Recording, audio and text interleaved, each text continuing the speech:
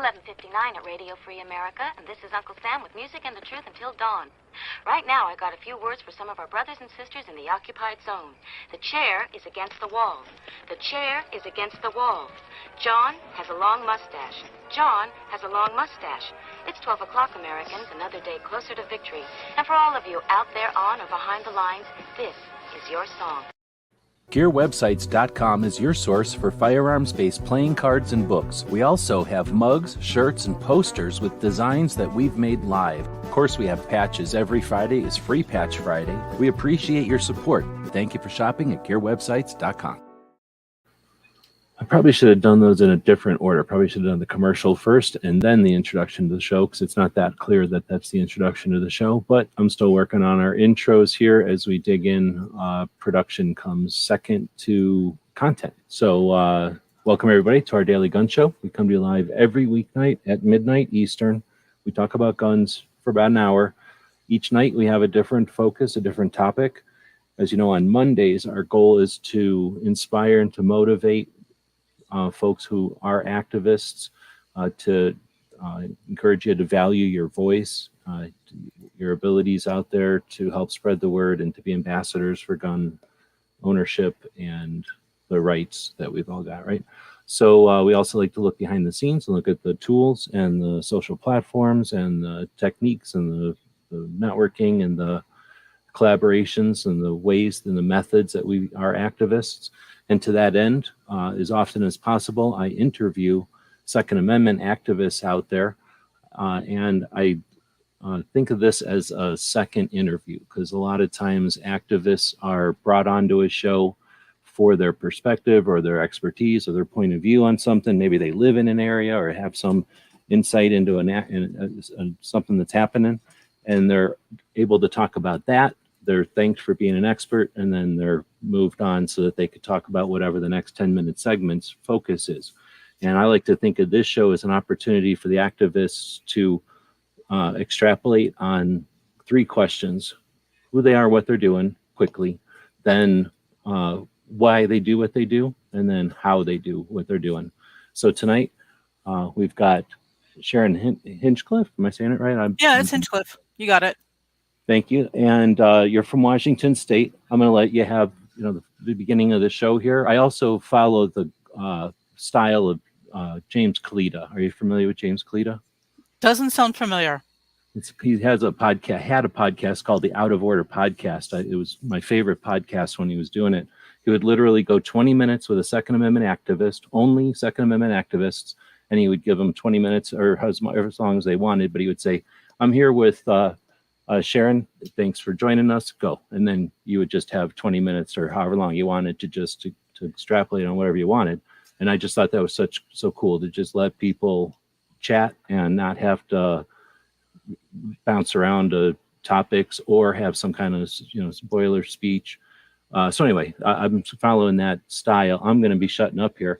I'll give you some time to just describe quickly, if you would, who you are, what you're doing, but really the next question I'll ask is why you do what you do, and then give you as much time as possible or as you'd like to get into that. But thanks for joining us. Thank you. Thanks for having me. And it's always been wonderful to chat with you and for anybody else. So I've been an activist for nearly almost a decade, just about. In Washington, it was 594 that I started getting active and really seeing what was going on in Washington. I'd always been involved with civil rights and things like that. I've been involved with it since I've known how critical it's been for the defense of civil rights. For those who aren't aware, I am the daughter of an FBI agent who was actually an SAC, Special Agent in Charge. My dad's last division or last assignment was Arizona. So he was the SAC of Arizona. Previously, he was the SAC of San Juan, Puerto Rico, which was the entire Greater Antilles, the entire Antilles, so the entire Caribbean island change. He was always, even with the Bureau has very much a multiple personality when it comes to civil rights. That's the best way to explain it. we can go into another time for some of the history that I'm aware of with the Bureau, including some of the stuff that's going on now, but that's not what we're talking about now. So I'd always been involved and or always paid attention and everything else.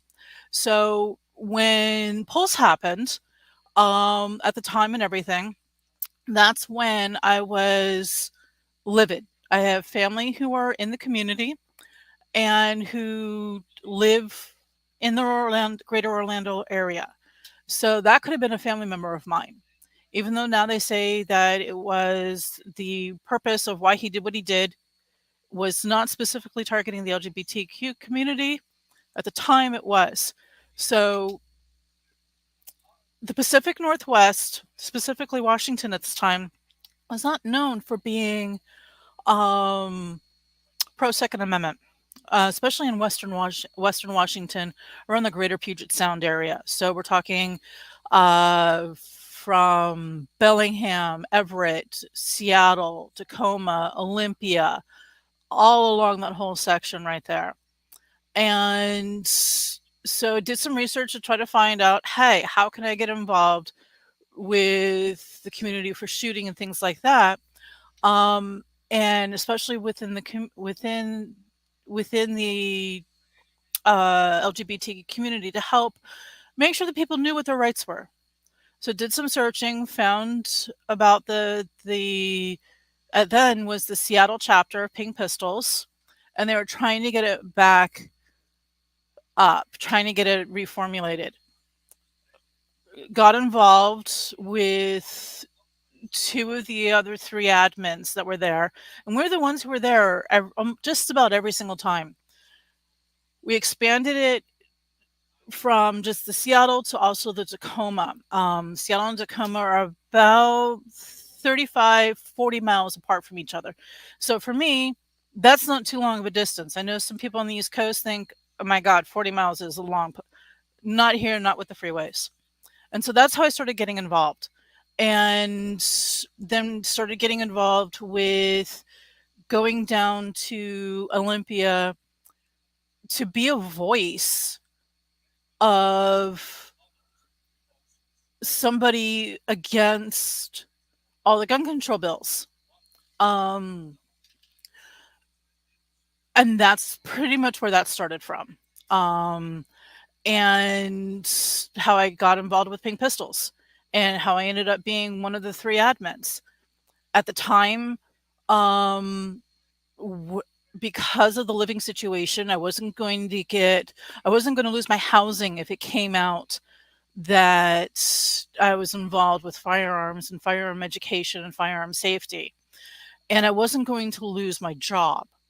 So of the three admins, I became the public face. That's how it started for that part of it. And with it, with just being with the chapter and everything else. So every time we'd go down to Olympia, ended up meeting the other activists who had been down there, going down there on an annual basis for the time that the legislative session is operational. Then come to find out that in order to really get a seat and get your name involved, you have to get there early. How early? Let's see. The hearing would start at between 10 and 10:30, depending on what the scheduling was going on beforehand. The doors of the building don't open until 7:30 in the morning. We were getting in line in front of the building between 4:30 a.m. and 5 a.m. in the morning in January in Olympia, which is Washington's capital. In the snow, in the rain, in the sleet, we're there because that was the only way. It's first come, first serve for who gets to sit, and then for being called on for how you have your names and how they call people.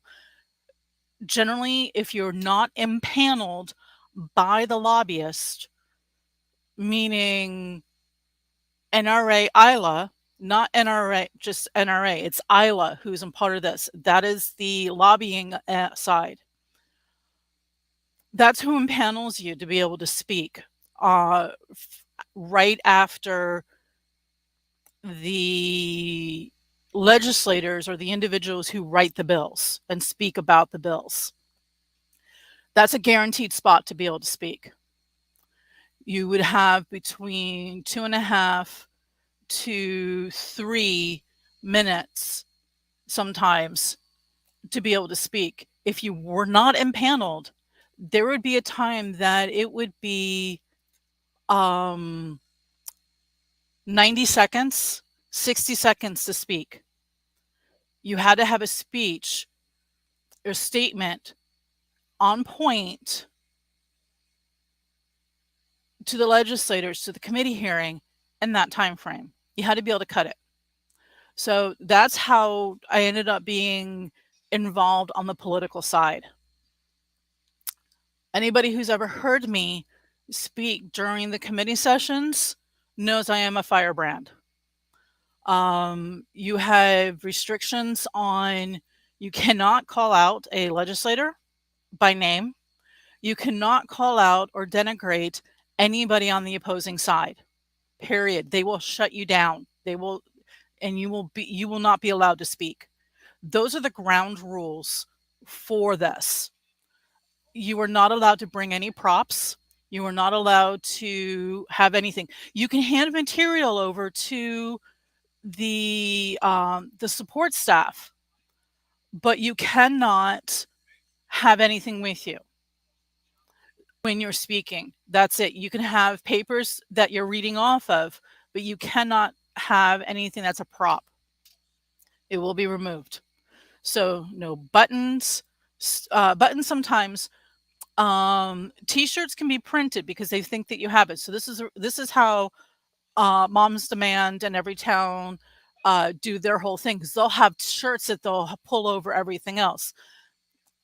You can wear the shirts. So we started, and they would have a giant men's huge shirt, and then whatever they're wearing, they can pull that shirt over the outside of everything. Yes. And that's what they would do. Sometimes they would just wear that, and they would have like a white collared shirt underneath it or something like that, or that would just be their only shirt. Or they would have a scarf, because you can have a scarf because it's understandable. It's January, it's cold here. Not uncommon for the temperatures in the daytime to be in the high 30s, low 40s.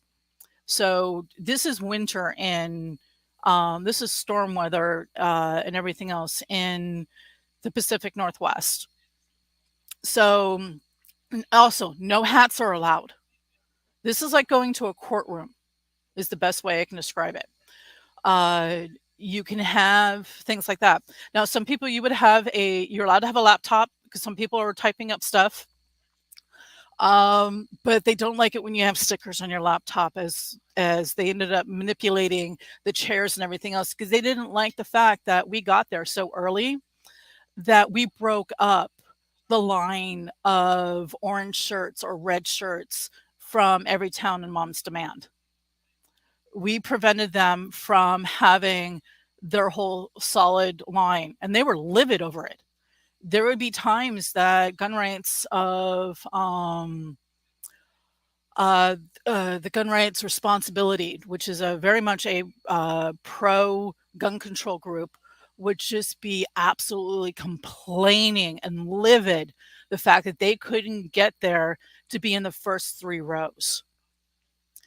Is that the kind of group that would be, people say, bust in, or like, yes. In other words, like, I mean, half the time that though can be like a church group or a civic organization or a group that's at a school, PTA or something, Mm-hmm. bunch of like-minded folks that say, hey, let's commute effectively. Well, I'll meet up at this mall or something at the parking lot there where our cars will be safe. And then we take a shuttle bus over to where we need to be, because otherwise we got to all be parking and fighting all the other potential city traffic and stuff. So that whole idea of being bus doesn't mean that they're necessarily on the payroll. But that being said, are we talking people that are on the payroll, or are we talking we're talking people who are not on the payroll? They're volunteers, but they are provided coffee, they're provided food, they're provided lunch afterwards and breakfast beforehand. So they're professional protesters? Like that's what the, whatever the topic is, they're there because they know that's the deal. It's like being a paid Most of them actor. are gun control I shouldn't supporters. say actor, but like the support actors, people that know you can go be in the background of movies and you get fed half the time pretty well, and you get paid sometimes. And if you're going to be an Not actor, maybe you get a speaking role. Is it that kind of thing where people are like, hey, this is my hobby. I show up, I get fed, I get to meet people that hate guns. It's great. for some people, probably is. I would not put it past it because we see the same people over and over again. They know who we are. We know who they are on site. And we've heard their speeches. They've heard our speeches. Oh, okay. So this is the coyote and the sheepdog punching in, Oh, yeah. fighting each other, punching back out, and saying, "We'll see you next week." That's very, very much like that on how it is. We know who they are, and they hate us. But you can also kind of tell, oh, they brought more people to this one, and oh, they didn't bring as many people to this one, and they're doing the same. They will always have somebody there. They have stay-at-home moms, retirees, and they will always have somebody there.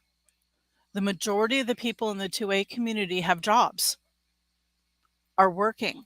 You don't have your retirees. You don't have the individuals who are looking for a cause or something to do outside of what they did beforehand. So they do this instead. They'll make the phone calls and things like they'll volunteer on the phone banks. They'll go down and do a lot of this stuff. Their volunteer base is not as large as the 2A community is at times, but they're more available, if that makes sense. And so you'll see the same, but they're there because these legislative hearings are during the work week. They're Monday through Friday. They're during business hours. And for the gun control bills, these are the most heated. We get the largest responses of people showing up outside of very, very specific targeted bills in Washington. They went after the hairdressers, cosmetologists one year, and they scheduled the hearing for this committee hearing to be on a Monday. Well, most salons are closed on a Monday, so they had 4,000 people down there against the bill that was going to be penalizing them. So that's how they were just able to organize. They had a group, they had phone numbers, and they played phone tag. And the whole thing of, there was a commercial years ago in the 1970s and 1980s from a shampoo called Wellabossom. And it's like, you love how this hair works and everything, how the shampoo works. So you tell 2 friends. Those 2 friends tell 2 other friends. So you tell 4.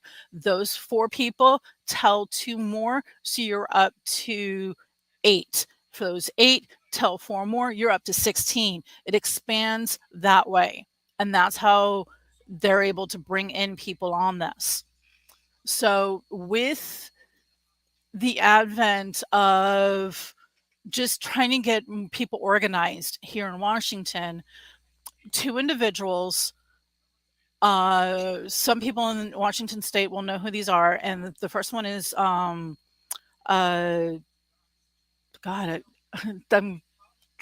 Mitchell from Sporting Systems, who is the largest FFL in the state down in Vancouver, Washington. He would drive up from Vancouver, which is about 2.5 hours one way, to Olympia for these hearings. And then another individual by the name of Curtis Bingham, who owns a firearms training company called Adventure Protection. He primarily teaches women, specifically a lot of victims of domestic violence, how to shoot and how to be safe and things like that with firearms. They decided a few years ago to set up a group called the Washington Civil Rights Association. And that was bringing people from the leaderships of all the different 2A organizations within Washington and focusing specifically on Washington. And was that out of frustration, or was that for some other motivation? One, to try to get people to be knowledgeable about what to say, what to speak. Um, the antis will coach people how to speak. They will have a speech set up and then they just like change tiny little things to match for that bill. Sometimes it doesn't, their personal stories don't match what will happen, but they will do that. And we would get a lot of people saying my rights, this or that, and Constitution doesn't always work when you talk about these particular things. And they've heard it all. I've been going down to Olympia now for, even with the lockdowns, because they did it remote sessions, for going on 7 years. You're And talking the politicians have heard it all. the politicians have heard it all. They've heard, and these are the same people I have spoken to for the last 7 years. They know what, and so coming up with something specifically to approach the bill that they were submitting and to try to get it passed. So this was to try to get it organized, and it was also to try to get a heads up on what bills were going to be heard when. We don't find, according to the way the lobbying and everything else works, the notification of when these bills are going to be heard in committee is 72 hours. That's how much lead time you have. So we would find out on a Thursday or a Friday that a bill was going to be heard Monday morning. A lot of people can't get that time off from work because it's too short notice. So you have everybody else trying to scramble to get there, to be there. The other, and that information goes out to the lobbyist. So it goes out to the gun control side and it goes out to the 2A, pro 2A side at the same time. So everyone's like, great, we're down there. All right, I want to take because we've chatted a lot, and I think we're now. I made the mistake of kind of doing more of an interview style. I wanted to take a break because we're right about 20 minutes. Yeah. And you've explained a little bit for people who may not have listened to the Walk the Talk America podcast that was just the other day, or the Riding Shotgun with Charlie interview. Is there any other interviews that we would recommend people to go check out that you'd are proud of, or that did a good job explaining your position? I don't know when I was on with Dan Foss's Overnights.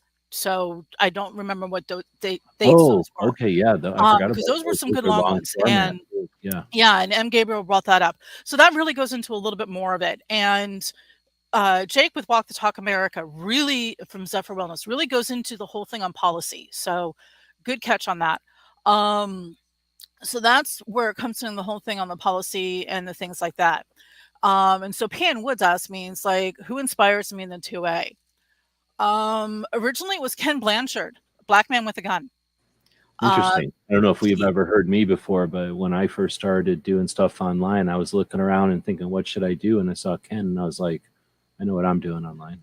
He's one of the original old gentlemen when it comes to this. Let's see, Cheryl from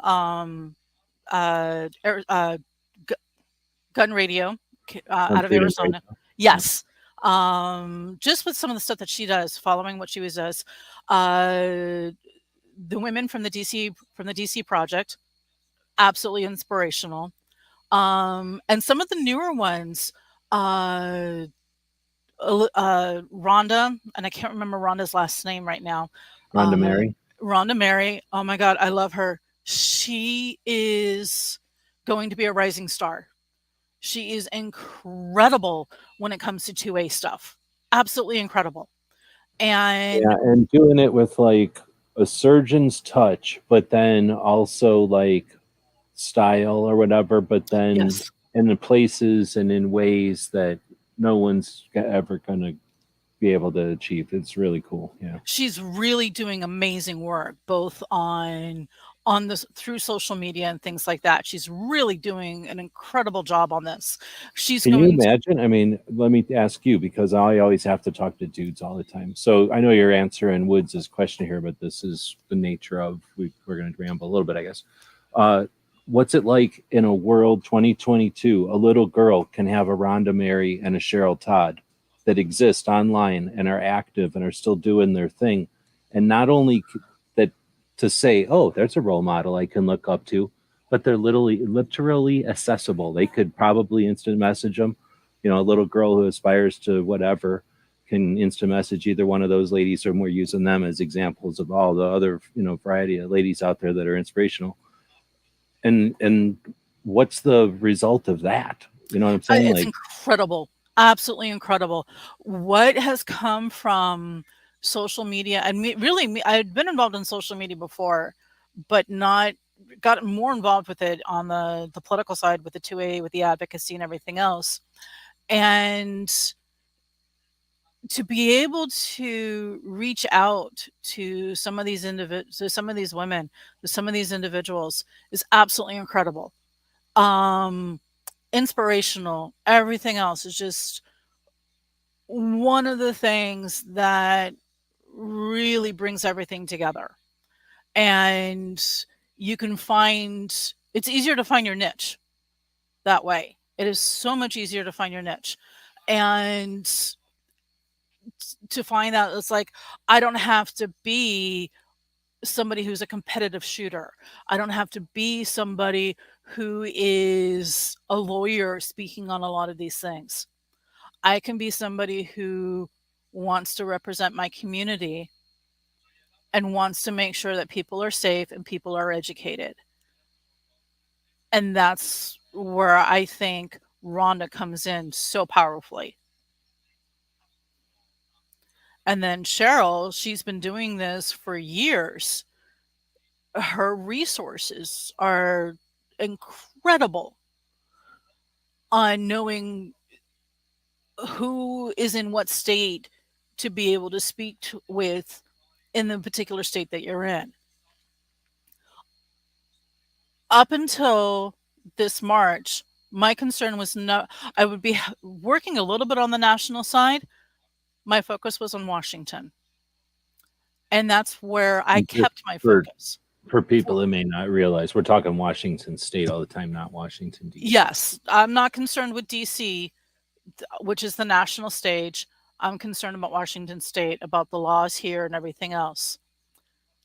For 6 years, we fought and defeated every single gun control bill that had ever been submitted.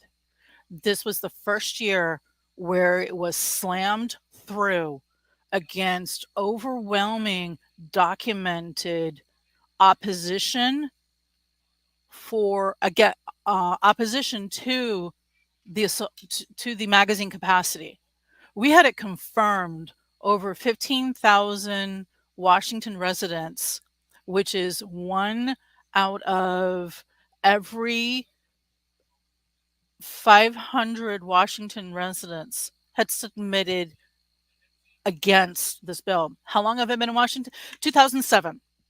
I decided that I needed a change of careers, sort of. I knew I was a graphic designer, creative director in that field for 20 years. And I knew that it was going by the wayside because I was on print production side for magazines, things like that. So instead of going to New York or to Los Angeles or to Chicago, I saw where else I could possibly go. I had done technical work before, so I came up to Seattle in 2007. And at another point, remind me, G-Webs, I have a very, very funny story about that trip, but we don't want to go into that right now. About the trip to Washington State? Okay. When I drove up from Phoenix to Washington, it was an adventure. So I've been in Washington since 2007. Because of my father's background, because of what he did, I am what's known as a bureau brat, similar to much less number-wise than military. By the time I graduated from high school, I was in 15 different schools. Okay, that was one of my questions that I was going to ask, as you were just talking before, but I didn't want to interrupt and do that. But I was going to ask: is being the daughter of an FBI agent like that the same as State Department or military? And it sounds like Very much so. yeah. Very much so. There's very few of us. But Even that's the less. I suspect it's even weirder because what are you going to say? Your dad's in the FBI, then everybody thinks it's James Bond. And everyone's like, ew, what? Or like, wow, what is he doing? I'm like, yeah. When I was really, really little, I actually lied about it at one school, and I said that he was a garbage man. Because just didn't want to deal with was like, oh my God, your dad does what? Yeah, I didn't want to deal with it. Um, my parents thought that was amusing. I picked like the most common thing out there that I thought was like a common job. So it's really, I have a definite different outlook than most people. The most I've ever lived in one place was Phoenix, where I actually graduated from high school. Washington right now is coming up on the second longest. For the most part, we never stayed in one place for more than 2.5 to 3 years at any given time when I was little. So went all over the country and the Caribbean. So, and let's see. So that's pretty much what I've got. Oh, how should we, PN Woods, how should we fight 1639 going forward? There is an initiative that is going around to try and get some of these gun control bills repealed. I don't recall the name of it. I'm sorry. You mean the new lawsuit in Washington State? Not the new lawsuit. This is an initiative. Washington has voter initiatives that can be, if you get enough signatures, you can get it on the ballot and force a vote. And there's also a way to force it to the legislature. So where the legislature has to take it up. With the ballot initiatives, and you basically just get enough gun shops to have these pieces of paper petitions, and then yes, get and enough people to sign. Sign only once. There's no online signatures for the stuff that this is not valid that way. You have to be registered to vote to sign. The majority of the people who are gathering signatures at various different places will have voter registration forms also. So that is key. Somebody who's going to be 18 by the time the general election comes can register the vote in Washington, even though they're 17, and then sign the petition. They do allow up until, if you're right before your 18th birthday, to start it up on that. Sporting Systems was involved with one from 2 years ago that Payne Woods may remember something about. This is a new one. This is one that came out, and Lori Theis with the Republican Party, and MJ Mullins, who is heavily active with the NRA, but she's also active with the Republican Party. And one of the legislators, and I apologize for not remembering his name at this point. I think it might be Robert Sutherland, which is a Washington State legislator. This is for the local one. This is what's coming out. They're the ones who have started this and working on getting this stuff. If people are interested in finding out about the petition, hit Washington Civil Rights Association on Facebook. There is a Discord channel. Let me get that link for you real quick, G-Webs. Let's see, invite people. I think I have a permalink. No, this will be for 7 days. Oh, no, I might be able to, yeah. So while you're looking there, and since you're addressing Woods' question about this one, what's your position on, I don't know what to call, like if there's I don't know what the odds are of this one, so I don't want to put any Sure. connotation on it. What's your position on working towards a something like that, a ballot initiative or something that isn't a for sure thing? It isn't a guaranteed win. Period. Like, what's your opinion on? Because that's going to be one of the positions that people say either that's my reasoning for not participating, or that's why I'm going to second guess everything and wait. I'm going to participate, but I'm going to wait until it's the sure win or it's the sure thing. So We have to start. We have to start fighting back here in Washington. The initiative that happened a couple of years ago was a fiasco. We tried to salvage it, but the way it was done and everything was not going to go forward. This is actually being done by people who know the process, who understand the legislative and the initiative process. So yeah, going to supporting this one, 100%. We have to start somewhere. We have to be on. We have to get on the initiative. Meaning the initiative, meaning to be on the offense. We've been playing defense here in Washington too long, and this is what's caused us to lose ground. Washington State, for those who are not residents or maybe people who aren't aware of, was the first state to have state preemption, meaning that no local, county, city, or community law could be stricter against firearms than what the state law is. We're in the process of losing that here.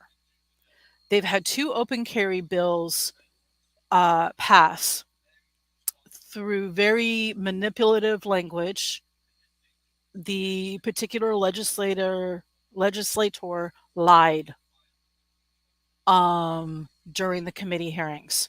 We have to be extremely careful in our response to such information. We can't directly address what they said, so we have to address it elsewhere. So we have to get on the offense. Washington is a Democrat supermajority state when it comes to the legislature. And meaning the House, the Senate, the governor, the Secretary of State, the state Supreme Court, and the state Attorney General are all Democrats, and they are all anti-gun. They will do what they can to violate the state and federal constitutions. They don't care. I have it on recording. Jamie Peterson, who is the senator out of the Cap Hill district in Seattle, saying he does not care that a young woman who is 18 to 20 from the initiative that became law 1639 would not be able to have a firearm at all. He didn't care. If she wants a firearm, she should join the military. That's his words. I have him on audio saying that during a town hall. They actively lie about the gun violence. And these are the same legislatures who have hobbled law enforcement in the state, meaning they cannot pursue criminals in active pursuit unless they see the crime happening directly. Currently in Seattle, and this was released through King 5 and I believe Cairo 7, which are the local stations, reported on this. Rapes are not being investigated in Seattle currently. There's an outside contractor, outside lab, who is finishing processing the backlog that had been about 15 years of rape kits. But right now, in 2022, from about February to March moving forward, rape is no longer being investigated for new cases. that's going to expand into other areas.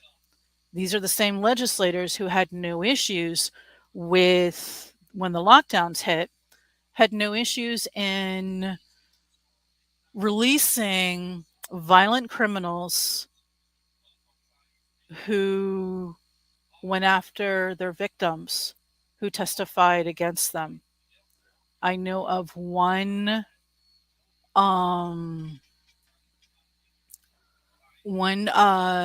rape victim who was in a wheelchair. Her rapist went after her a second and a third time after he was released due to preventing COVID in the prisons. Oh, what P.N. Woods was saying about we have gun violence here in Tacoma. Yes, we have gang and criminal violence here in Tacoma. Hosmer is a horrible area for this. It's a specific street, a couple of blocks. And yeah, it's a problem in South Tacoma. It does not help that the mayor of Tacoma, Victoria Woodward, has received political campaign backing by Bloomberg. She's been to his events. She has received monetary compensation for her campaigns to push gun control. The same thing with Ryan Moon. This is the individual who wrote the gun and ammo tax for Tacoma that is still on hold for a short time. They have to wait for the study to be completed. He is best friends with the Speaker of the House, Lori Jenkins. Lori Jenkins is rabidly anti-2A. She wants guns removed from everybody. She is a former public health attorney for King and Pierce County. Her wife works in the Attorney General's office, Bob Ferguson. So yes. And the best part is Bob Ferguson used to work for Bill Gates's father's law firm as a lawyer.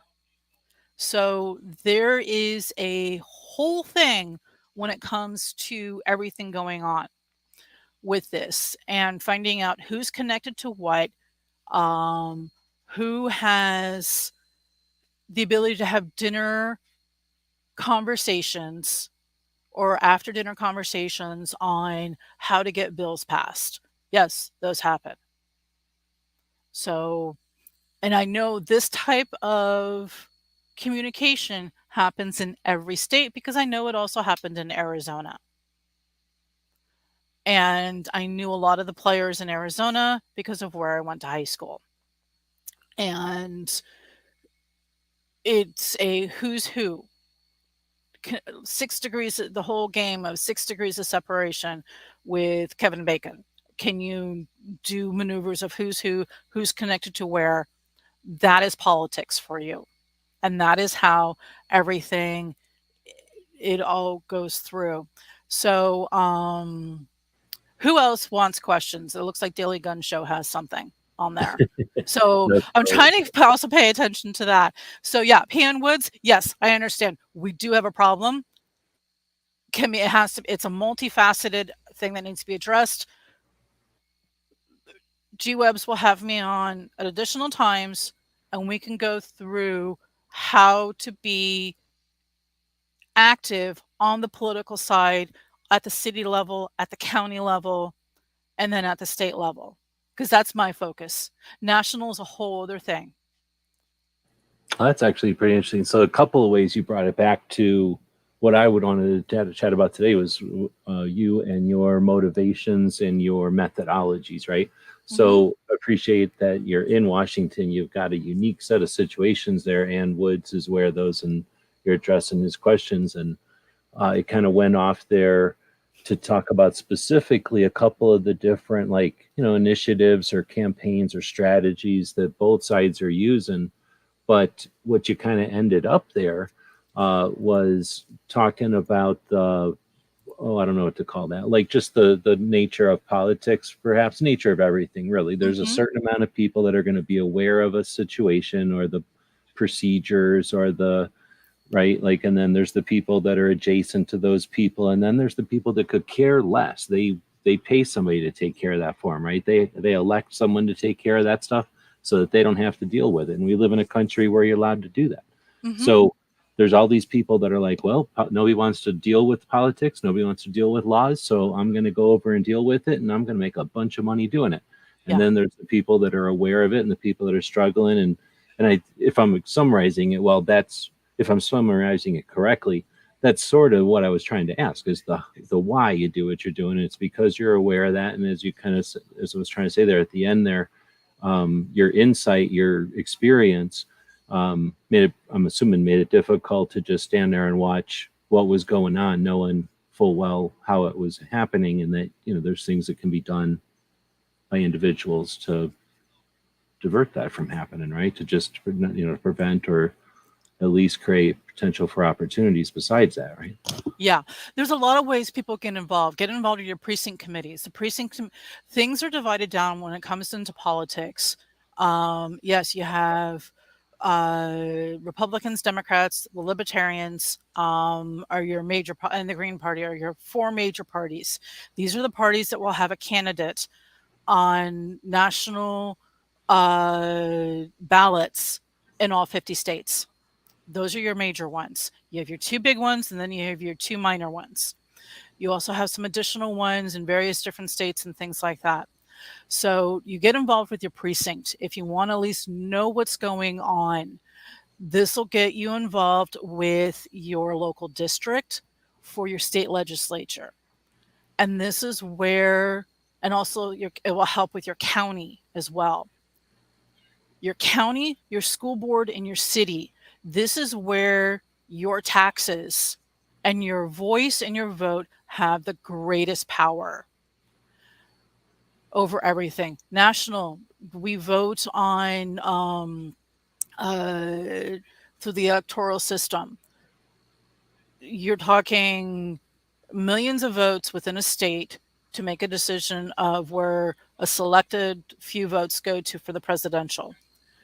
More people have a greater chance of deciding an election in the district on your state district than anything else. I mean, we're talking about sometimes where in some of the counties in Washington, they'll have 15,000 votes come in for a county. King County, Pierce County, Thurston County, Snohomish, and Spokane. Those are your major population areas. Oh, and Clark County with Vancouver. Those are your major population areas. Your votes, you're going to have more districts in those areas. So it's not that your vote's diluted, your vote is determined within your district. And this is where they do the redistricting for how the votes are for what district you are in. This all matters because this is done every 10 years based upon the census. And that's how they redraw those lines. In Washington State, and I know in Arizona they have done this, and I know in, I believe Wisconsin and Ohio are having issues also. The party in control controls how the districts are being done. It's supposed to be open up to both major parties and with somebody who is an independent. Pressure will get it so that parties lean heavy Democrat or where the districts will lean heavy Democrat or lean heavy Republican. It takes a strong person to have a district for the voting districts to remain independent of either party. Okay, well, what we're talking about, or what you're describing, is one of the layers of where you can put action or effort into Yes. To affect change. But like you said, we'll go dive into this on some other sites too. Regular, one of your ambitions, and one of the reasons we're going to be chatting on the regular is because our ambitions sort of align there.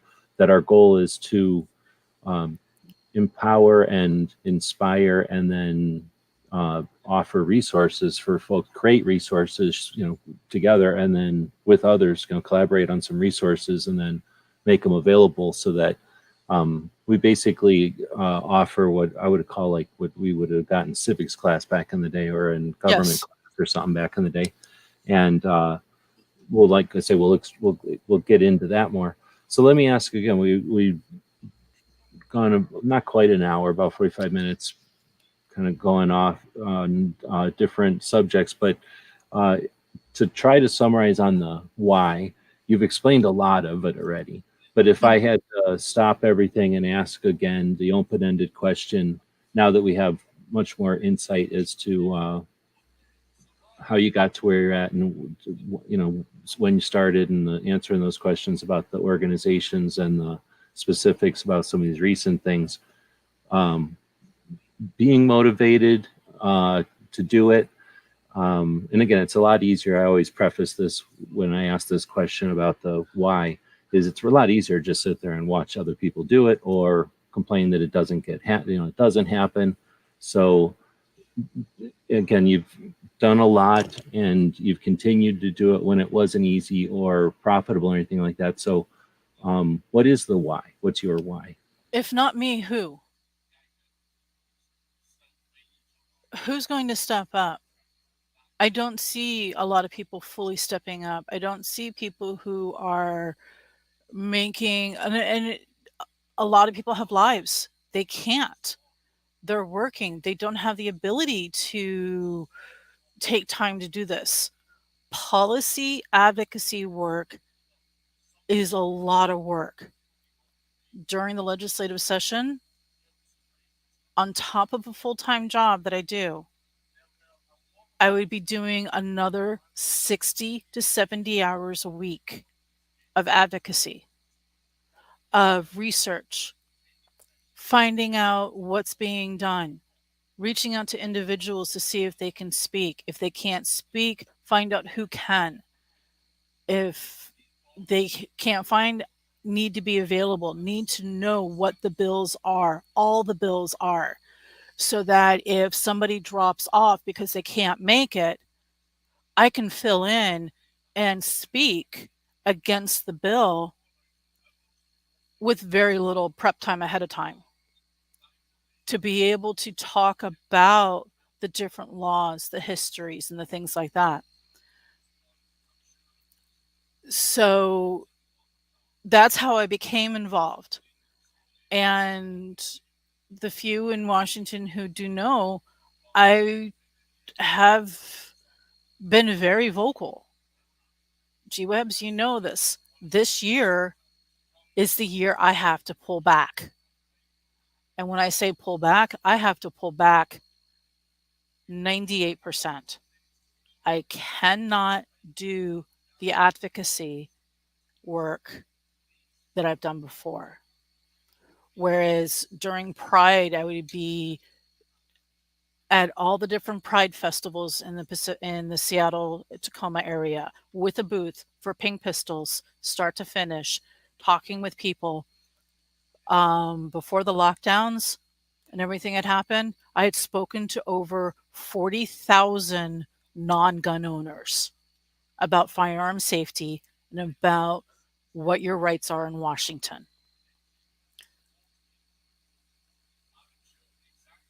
I can't do that anymore. The reason being is a medical reason. It was brought up during the interview with Jake and Mike from Walk Talk America. I have non-age related macular degeneration, which means that untreated, I will be going blind. I am under treatment, but it means I have to keep my blood pressure down. I can no longer be doing what I've been doing. So this is one of the reasons why I've said I would help G-Webs in getting this information out on how to be an activist, how to make your voice heard, so that you're not just typing on Facebook, typing on Twitter, what have you. You're able to actually have your voice heard and be able to defend your own rights.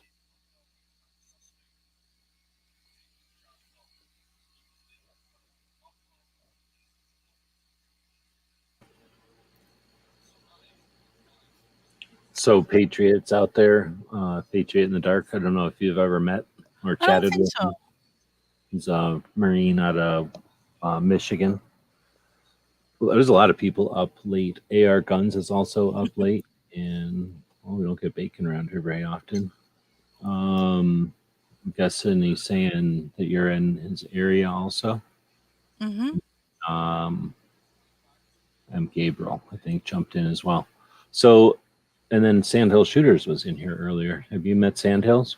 Not sure if I have or not. Looks like he's based on this thing, Oklahoma or Nebraska. That's a Or is that Nebraska, just a little goofy because he has a word above it. But yeah, that's a Nebraska. He's in. He's also works with the. What is it? N something. What is the Nebraska organization? It's red and it has NOSA or something. Okay. Look, So, sorry for interrupting. Patriot in the Dark made a good point. A piece of the pie, you can do it. Yes, everybody has a part that they can play in. And take that part, finesse it, make sure that their voice is heard. And an FOA, cool. It's probably NFO, Nebraska Firearms something of America. Nebraska Firearms Owners Association. Yeah. So Thanks. there's a lot of different ways of doing this.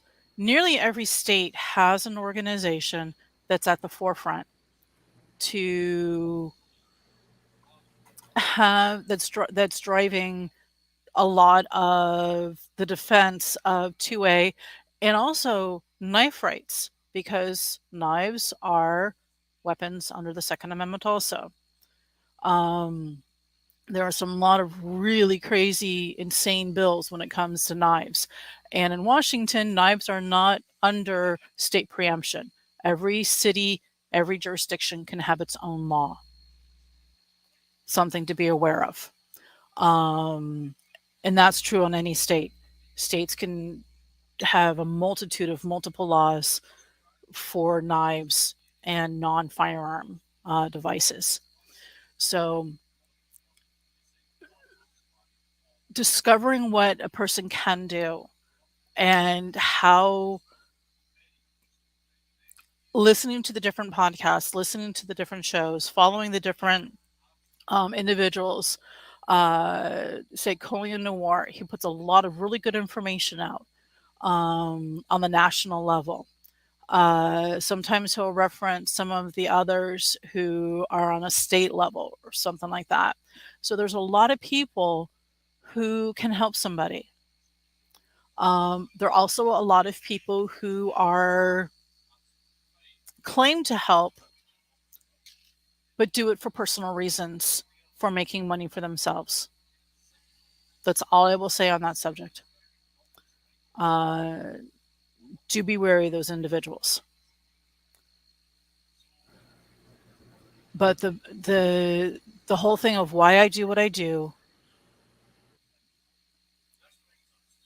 somebody needs to stand up. Not everybody has the ability to stand up against those who dehumanize an individual to prevent them from their human right of self-determination, which includes self-defense.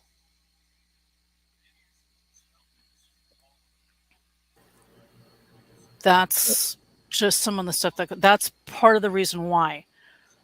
Not I every appreciate you letting me give you an open-ended question like that, basically, and then just letting you have a dead mic there for 20 minutes so that you had a chance to hit it from multiple ways. My goal is to just let activists have some time to do that, to just kind of freeform think about why, or let us know, and to maybe archive for yourself. I don't know if it's therapeutic or useful for yourself, but I appreciate you taking the time to let us know. Now, you didn't really talk about it too much, but you've got a very technical background. You're familiar and aware. You talked a little bit about the marketing side, but for anybody, it's adjacent to all the technical side of all of that.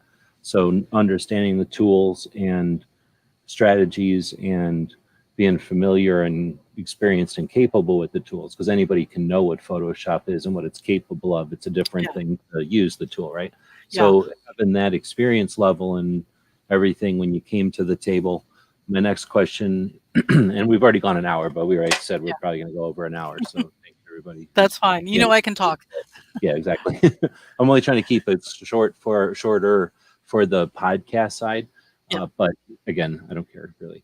But so let's talk how, because again, we're going to be chatting more in the future. So, we can elaborate on stuff. So maybe like a bullet points or an outline. Since you knew what you were going to do, and now we have some insight as to why, and we've known what you've accomplished and Mhm. worked on and stuff. Um, when you uh, kind of made that decision, or as you figured out you were doing it, I guess it's not, you don't always make the decision. You kind of figure out, oh, wait a minute, I am an activist, I'm doing this. Yeah. Um, what was your resources? What was your skill set? What did you bring to the table? And then I guess as you're answering, maybe include the stuff like what you intended to think you were going to need. Like, I figured I was going to need these tools and I ended up needing those tools. Or I thought I was going to need this skill set, and what I really needed was that skill set. And then I have a couple more questions to kind of, depending on how you go with this, but I want to leave it again open-ended, and I Sure. appreciate you been willing to answer this one. So how, and thanks. Yeah, how? So the how is my background before I got into IT, because I am a network engineer. So when you're talking about on the technical side, I was a creative director for a direct mail franchise, so advertising, also with editorial design and layout, so communication, and how to get a message out quickly. Visually, a picture says 1,000 words. How to get, and I started with 596 and dropping very, very graphic, not the typical Pro 2A imagery. No, this when you're saying 596, That's I think it's 596 or 594. I can't remember that at this was the point. I ballot apologize. initiative that gave you Washington State the assault weapons ban and the No, over your 594 gave us universal background checks. There okay, are but no legal, there are no legal private sales that do not happen within Washington State outside of direct family without going through an FFL. okay, so let me just, since you brought that up, and I totally missed there then. So there's more abuses than I realized. When you got to Washington State, what had already been in place? And then since you've been there, what kind of stuff have they hit you with? Since 'Cause- I've been here, because before when I moved up here, Washington was still good in 2007. I can't remember when 594 was pushed through. That's universal background checks. That was the big one. That was the first one. And then 16, and it took a lot of people. There was a huge fight against it. The Second Amendment Foundation, which is based here in Bellevue, Washington, which is across Lake Washington from Seattle, fought it hard. There was a concurrent bill that they were fighting up against that wasn't going to be as restrictive, but Bloomberg and Co. dropped, if I remember correctly, $10 million in the fight to push 594 in.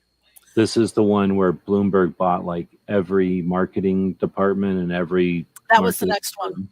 Okay. That was So the this next was one. just him warming up. Oh, yeah. Yeah. This was the first one. They wanted to see if they could get it through. They got it through. And the other side just didn't have the money to do the advertising, didn't have the money to get into the commercials and everything else. So it did not pass with that. The second one that came through was 1639. This is the one that codified within Washington the language that by the action of the firearm being a semi-automatic rifle is a assault weapon in Washington. It is codified in Washington law now that anything that has the action of you pull the trigger a round is fired and the gases and the mechanisms during the cycling remove the case and load up the next round to be fired in Washington is a legal assault weapon. And you've just described like what Browning invented back in like 1901 or something, and it's been common for pretty much every gun except for lever actions and break opens. Pretty much that's every gun's operating system. Yes, and you had to take a class in order to be able to show that you knew this whole thing. And this is the class that for anybody who's in Washington, go online to sportingsystems.com. They have a class that's free that meets the criteria that you hand the paperwork over after you print it out to the gun shop that you purchase your semi-automatic rifle from. Under 1639, a Ruger 1022 and a Marlin 60 are legally classified in Washington state as an assault weapon based upon that action. So that's part of 1639. The other part of 1639 is the increase of the background checks to include medical and mental health. In Washington, you already signed a waiver for all handguns to check medical and mental health. 1639 expanded that to semi-automatic rifles. There are other legal issues that go along with it. That's for another time. Jake and I discussed that with the Walk the Talk America podcast, a bit on that. Why don't we say that that's a great way to send people over to that one, because you do talk about that. So let me, because I interrupted and I was asking you about the how. So you think you were about to start digging into it and then I sidetracked you. No, I'm not going to go into the how. Jake and I discussed it on there because with him being I mean the how when you decided to become an activist. Sorry, so I asking you about the laws and stuff. I shouldn't have. So and that was the thing. It was to fight these laws. It was to fight this stuff. So that's when I became the activist. I had been politically active when I was in Arizona. And this was just a continuation. It's like try to reach out to find out who I needed to connect with to be politically active here in Washington. Because when I came up here, I had no connections. I knew maybe 5 people. And that was it. And so that's... And it wasn't like there was a bunch of people that were active and you just had to meet them. There was an absence of, it sounds like. There was an absence of a method to connect to people, of the people who are actually active, going down on a continual basis. To be honest, those mornings when we were sitting around at 5 o'clock in the morning, 6 o'clock in the morning, freezing our tuchus off down in Olympia, you meet people and you would be talking, and then you would see them the next day and the next week. And then when the session closed and then the session reopened, you would see them again. So that's how I met quite a few of the different people and things like that.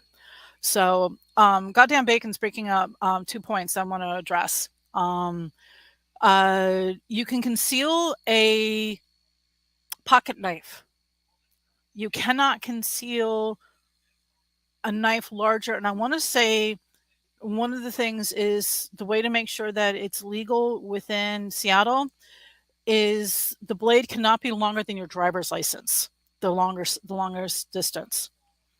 That's a key way of doing it. Renton has a different law on what can be concealed and what is legal, and so does Kent. I don't know the particulars, but I know they are different. And yes, there was a bill back in 2017 that would have included a magazine capacity bill. What the magazine capacity bill that passed this year, that goes into effect July 1st, meaning anybody in Washington, you have less than 2 days, 3 days to buy any of the standard capacity bills, no, standard capacity magazines Yeah. before you can no longer buy any. Most of them had a deadline of midnight tonight in order to be able to ship, them in time. Check your local stores. Um, I know Weapons Outfitters has them. I know Sporting Systems has them. I know Sportco, uh, um, uh, Pistol Mary's, Mary, Pistol Mary's in Pistol Annie's in Bonnie Lake. She's got a bunch, and they have to have the local shops have to have these sold before July 1st. They cannot ship them out. They're stuck with them. They cannot distribute them or anything else. It's so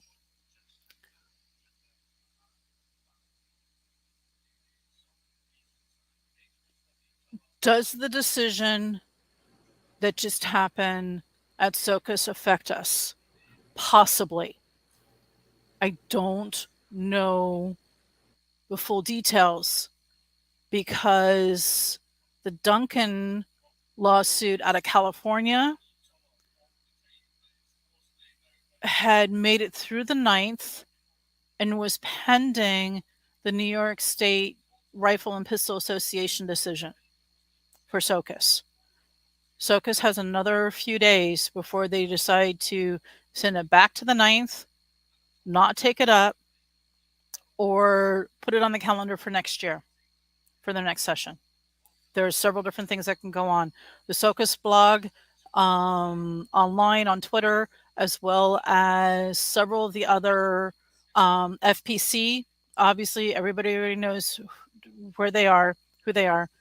Keep an eye on what they're saying on what the status is on that. So that's the details you want to be paying attention to, because what happens in the ninth, if the Ninth Circuit makes a decision for California, it will affect Oregon and Washington State as well, because we are under the ninth. And the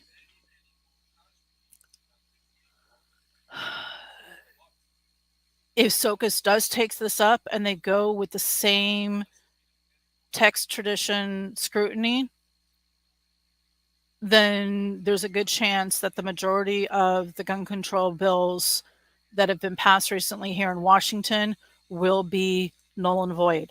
I am not a lawyer. That's just my understanding. But there's lawyers that'll jump all over whatever the potential is, right? Yeah. And that's the potential.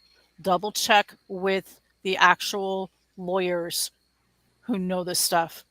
Robert Barnes. This is... Sure, yeah. Oh, no, I'm interrupting. Go ahead. The lawyers, you want to pay attention to this. These are the guys who have gone to the Supreme Court, fought the state, fought the government, and won. Robert Barnes, Ron Coleman, Randy Barnett, Alan Gottlieb.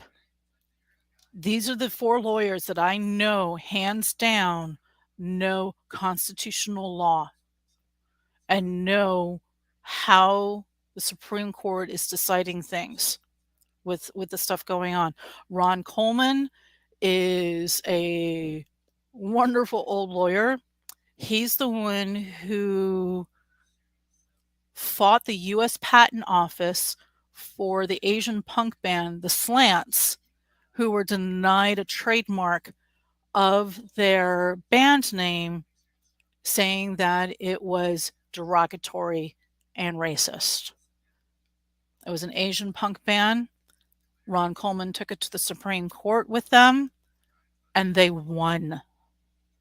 It can happen. The little guy can win.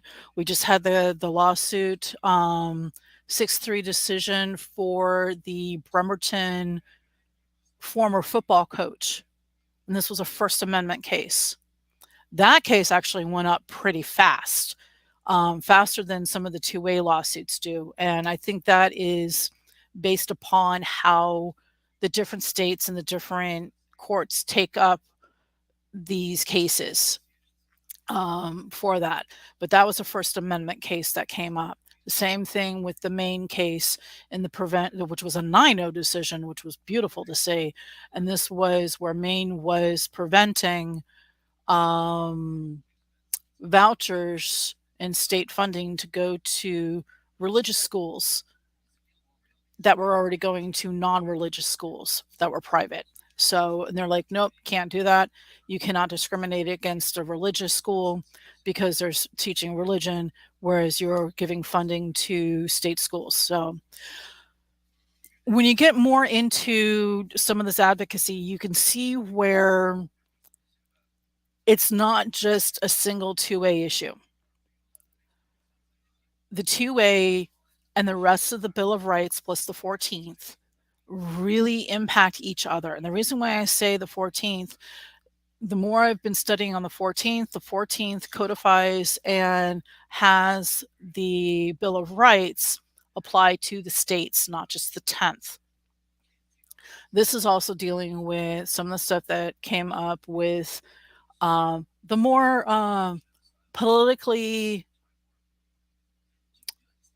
diversive decision that came out the day or two after with the 2A decision against Casey and Roe. That's a discussion for another time on how that was decided and everything else. But the whole thing, text, tradition, and scrutiny. Yes, the courts previously have made bad decisions. Jorgensen v. Massachusetts, Buck v. Bell, Sullivan. I'm not happy that the case for Sullivan did not get overturned. Sullivan's a First Amendment dealing with newspapers and reporters and how defamation of character is done. It still indemnifies and prevents, say, the New York Times, the Washington Post from being sued for defamation on some very particular language. You discover as you're working in 2A how various laws are being put in there that are, I don't want to say backdoor, but they're sidesteps or tangents. Like shoehorns, right? Like, oh, 2A so bad, we're just going to really quickly make a law where 18-year-olds don't have rights anymore. Where 18 and 20-year-olds don't have rights, or where they violate due process. The whole set of due process, which is the 4th, 5th, 6th, 7th, and 8th. Well, that's what I was going to say, too, is when you were mentioning that, yeah, there's a whole bunch of amendments that get hit before the 2nd on a red flag, right? Oh, yes. The 2nd is the last that get hits with a red flag. So we kind of went on tangents again, and I blame everybody out there that keeps typing stuff. A lot of times people type stuff, and whoever's the guest doesn't have any idea how to read the chat, so they're just oblivious, right? And then they're chatting along, but you're reading all the chat, so they're responding to them, which is fine, really. Who cares? But I had asked about the how. So you kind of mentioned that you had skill set. When you decided what you had available and where you could come to the table, it sounds like portions of it where you were the one who could be physically there. Yes. Was that, I had a question here, was that more of an, maybe this isn't the same thing, but this is going to lead me to this question. When you were, I don't know, as you were being an activist, I don't want to say as becoming, because like when you moved to Washington State and then, started as you were an activist, was it more of an issue from the motivation end and the management of relationships with others? And I'm assuming since you were in the game for a while, you were there for some people who were there forever as permanent fixtures, and then probably a lot more people that came and went, and then even more people that just briefly show up and say, hey, throw some money down, luckily, and then you never see them again. But you have all these different people that you have to manage and work with and around, and in spite of sometimes. Was it more of a situation of managing wins, or was it an issue of like stopping the bleed losses, or was it something else? Am I picking bad? Combination of both. Okay. It's a combination of both. It's a combination of managing the fact that we were there every single time, every single hearing for the first 6 years and fighting these gun control bills. We fought the assault weapons ban and the magazine capacity ban for 6 years and won. This was the 7th year that they submitted it, and they were going to push it through no matter what. My understanding, there was a lot of back end discussions and push being done where legislators on the Democrat side in Washington were threatened with campaign election funds. If they voted against the bills, against what the party was pushing, the state party was pushing, they were not going to have funding for their campaign. That's the kind of dirty politics that we were fighting up against this time. And it was clear.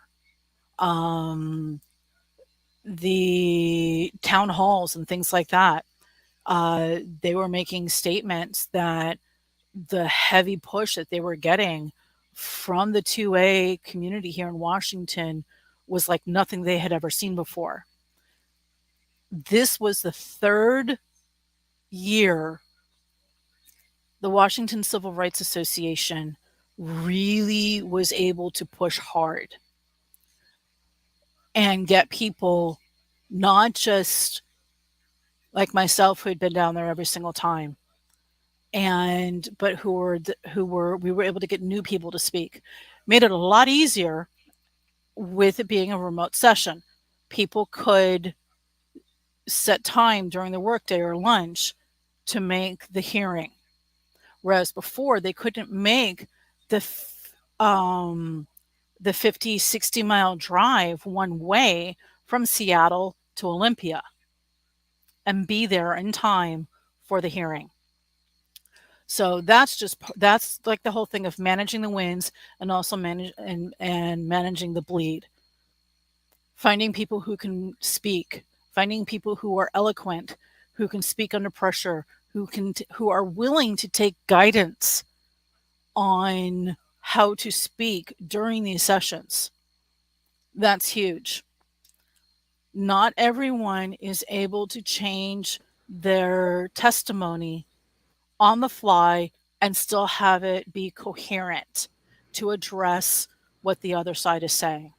Like some people are there like, I'm going to be here because the swing sets are too high. And like, okay, we're here to make sure that the playgrounds are safe. So now they're talking about the merry-go-round. So why don't we address that the merry-go-round is an issue? And then the guy gets up and talks about the swing set.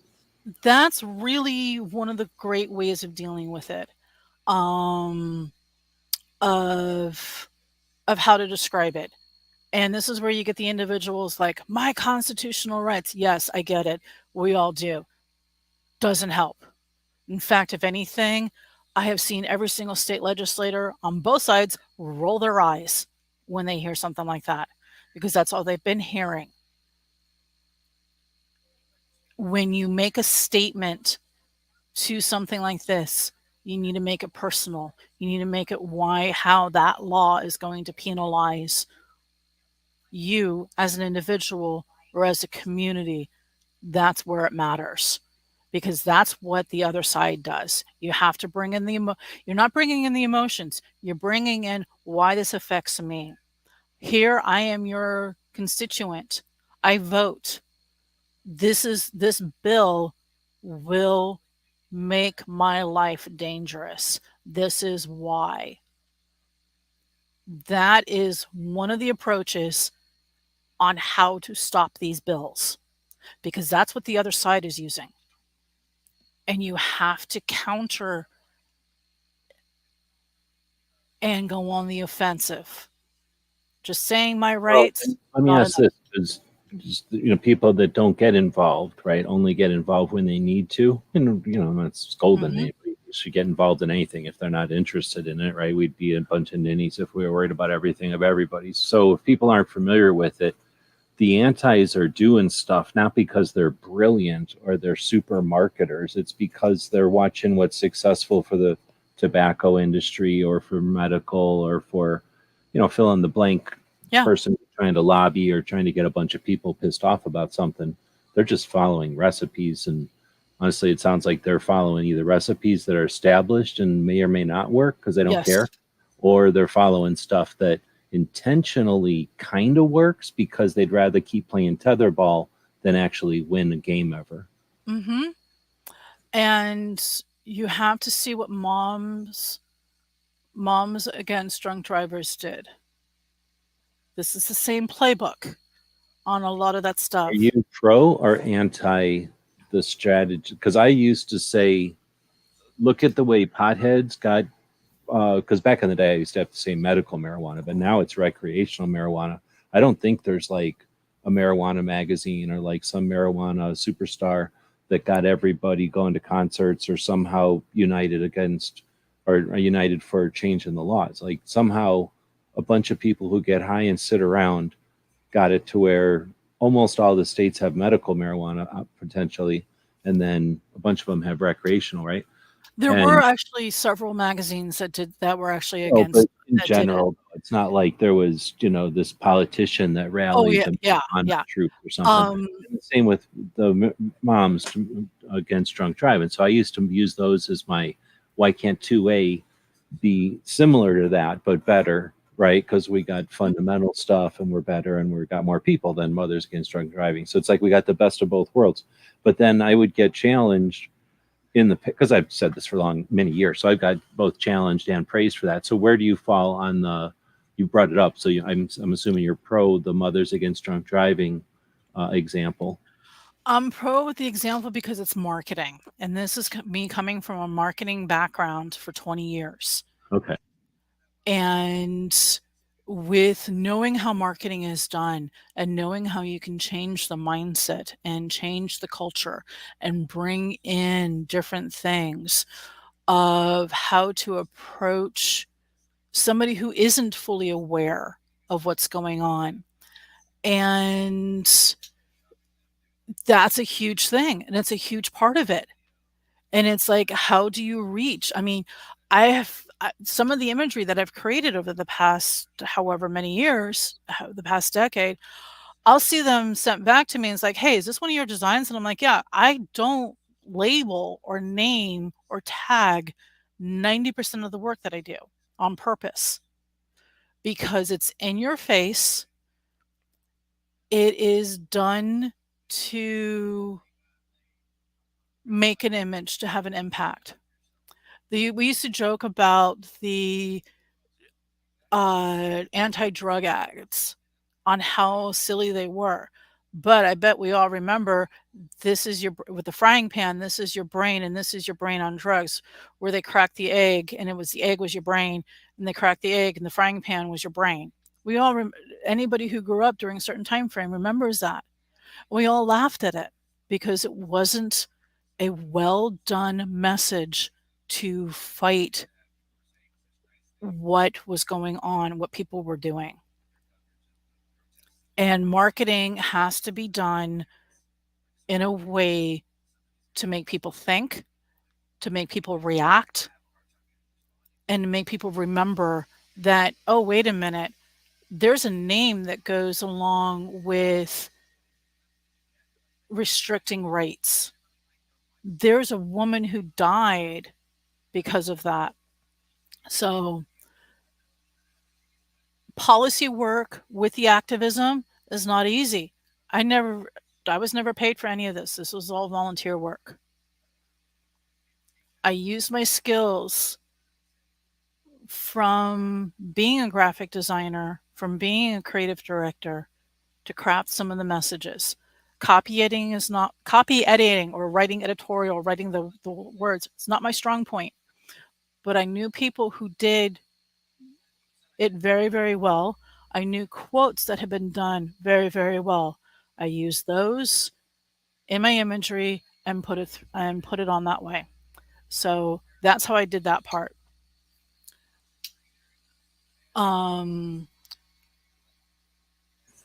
Terrace Kitchen is talking about how people are activisms and things like that. And a lot of people just focus as an activist. That is their job. they will find out a way. Yes, there is a lot Well, of money.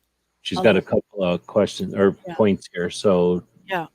um, this one, so I think this is, unless I'm missing something, I think this is the beginning. The problem with activism is that most of the activists I know are employed as activists. They find every program and funding source to pay them and have a Mm-hmm. bunch of help from people without jobs. Mm-hmm. The rest of us work. Most of the activists I know are in the LGBT whatever community, with a few in the gun community. The left seems to have a lot more people with free time that can organize. Well, I think that's an age thing too, right? Like if you've got the Yes. youth who are sitting around because they're youth, right? Mm-hmm. Then I mean, I remember when I was a youth, I used to And the like to. retirees. I didn't think about the retirees. I think But it's yeah, retirees that have that inclination, because there's also retirees that don't got no inclination or ability, right. right? So yeah, that lifestyle, that Mm-hmm. that's their social thing, or an element of their social thing. Yeah. And No, that's it's a huge thing with this. You have people who are lost, who don't have anything else. They get involved with the March for Our Rights or things like that, and I don't know they'll if I'm. have their travel paid for. They'll have their rooms paid for. They're not getting a salary, but it's like, oh, come here and we'll make sure that you're taken care of.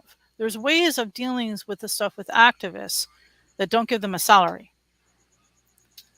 And same thing with the retirees. And it's the same thing with the stay at home moms who are empty nesters, whose kids have gone off to college. Those are the most dangerous. Those are the ones who have the money and who are looking for something to do and will get involved with a political campaign or a particular thing with advocacy and go forward with it. I don't want to. I mean, I agree with you, but I don't know if this is. We should start another conversation about it or not.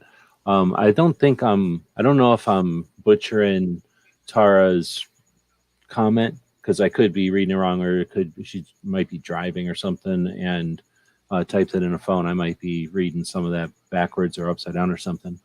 But I don't agree. I don't, at least in my experience, at least because I don't have a lot of experience with activists on the anti-rights side. I only know people on the pro-gun owners' rights side.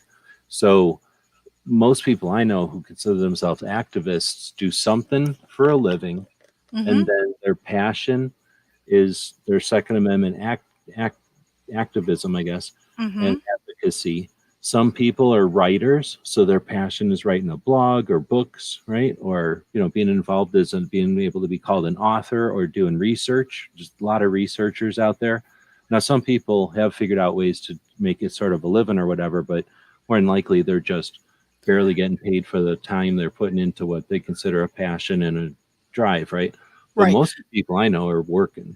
Like Most there's people, very, very, very few that are not full time something, and then they do activism beyond, not just on their free time beyond work, but then they have almost who doesn't have a family and yeah. who doesn't have their own health and their own issues to deal with. Mm-hmm. Their past, if they're paying off bills Yeah. or whatever. So just all kinds of things are living She off that health decisions, right? And they're just not. They'd like to do stuff. They got the potential, but they're just not able to. So I'm just saying, she's I closer. never. She's actually more correct. There are individuals who do receive a stipend. With that stipend, whether or not it be gift cards, it'll be something that'll help that they can exchange for something else. They are, when you think about it, if you could be in a place where you're going to be, if you get to a certain location, you wear a shirt, even if you don't speak, you're still there and you're going to type in saying that you're against a Oh yeah, particular bill. you're part of You're the being swarm of people for paid their pictures. by Yeah. food, you're being fed for the day.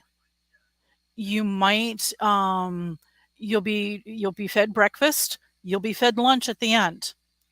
You'll be driven down and you'll be driven back up to where your vehicle is or where light rail connection public And that's transit true. is. And it could be fun. And it's like your whole friends from bowling or You're your friends from you're scouts or whatever are going. Yes. So you've got a bunch of people that you know, you've been down there before, and you're all talking, you're gonna be there, and you're just sitting during the hearing for and really where they come in on the busing is generally about, let's see, the doors open at 7:30, hearing starts at 10:30.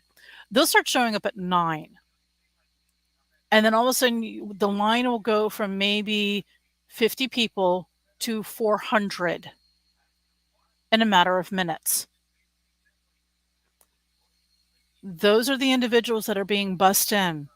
Now, there are several social groups that have a political advocacy that's a general political advocacy with them that the anti, and I call and this is my specific terminology in this.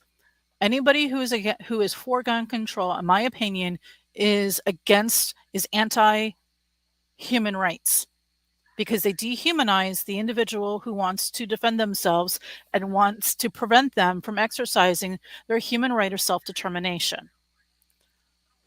I think they also create, like, especially we see now, 18 to 21-year-olds have become a victim class. They cannot legally defend themselves, or at least it's Correct. perceived that way. And now a criminal knows they can go in there with a big stick with a nail on it and strong arm any, emancipated individual who had a poor Not even life. emancipated. 18, you are a legal adult. You Oh, are that's true. I keep saying that, but emancipated would be under 18, huh?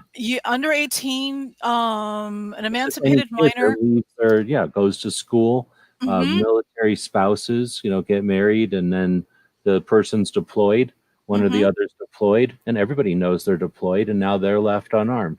Yes, they're left defenseless if they're Victim not living on class. base. Um,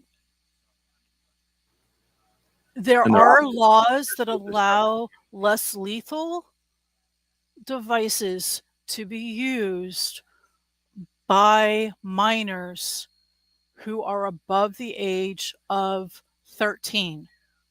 Each state is different. Each individual will need to check their state laws. There are anti-bullying laws and things like that that can allow a minor to have a taser or a stun gun on them during school hours. It is very, very specific legal requirements in Washington state for this. If you know somebody who is being bullied horrifically and things like that, or being attacked, they need to talk to a lawyer who specializes in self-defense. This goes for any state. There are specific laws for stuff like this. That's another conversation for another time, but we were going for this for the minors. Yes, an emancipated minor, an adult, a young adult who is 18 to 20, somebody who is subject to jury duty, who must register with Select Service, who is legally signing a contract, who is able to vote. Tried That as an indi- adult. Tried Mhm. as an adult in court, right? Yes, tried as an adult in court. You're out of the juvenile system once you turn 18. If you've been a foster child, a foster care system, once you turn 18, the state boots you out. You're an adult. 18 is that number. Yet all of a sudden, and the reason why it was dropped down for voting, because voting used to be 21, is because of the Vietnam War. And alcohol used to be 20. I remember when alcohol was 18. I miss being grandfathered on that when I was 17. I was not happy teenager on that part. Yeah, it's the same life. It was changing to 18 and 21 as I was going to be like 16 and whatever. Luckily, a Mhm. situation, all your friends are a year older and can drink, and you'd end up, Yeah. you'd still live that life. But it's very much like the difference between the 70s and the 80s when you watch those Oh, yeah. movies and stuff. High school kids drank a lot, and then they Mhm. didn't drink at all. Yeah. So there's a lot of stuff that goes along with this. And so when it comes with your activism, you have groups and organizations that are used to fundraising pre-internet. They are used to making phone calls, or used to making meetings, or used to making luncheons. In my opinion, the 2A needs to get into that.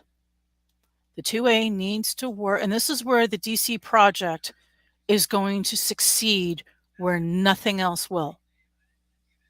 Because they are taking what has been done through the junior league, through the assistance league, which are the women who aged out of the junior league. They are taking that and they're using that method of connecting women, whether they work or they don't, to be active in ways that they can be active, whether they work, whether they don't, whether they're a young mother, whether their kids are off to college. That's where the DC project's going to succeed, where nobody else has.